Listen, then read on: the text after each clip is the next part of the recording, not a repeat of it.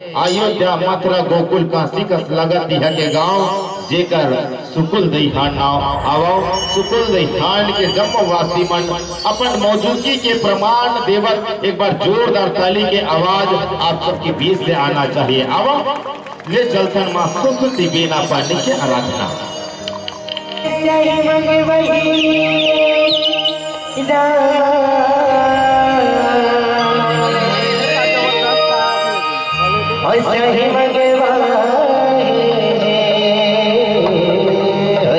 सही मगवही रामा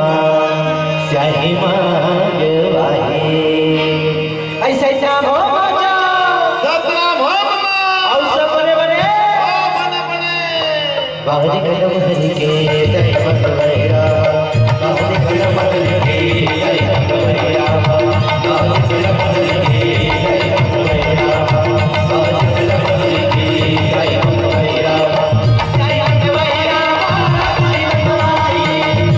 मगवैरा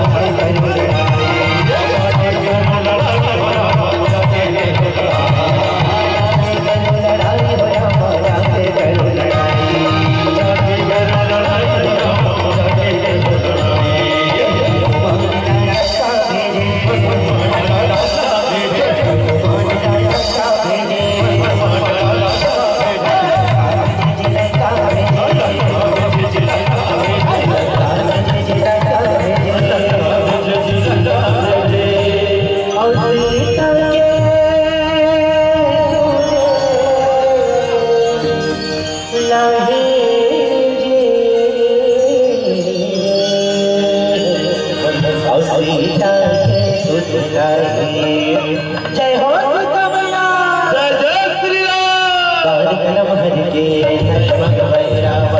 बाहरी कदम हरि के जय मगवैरा बाहरी कदम हरि के जय मगवैरा बाहरी कदम हरि के जय मगवैरा जय मगवैरा जय मगवैरा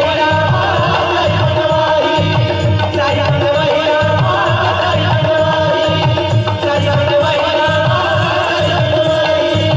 जय मगवैरा जय मगवैरा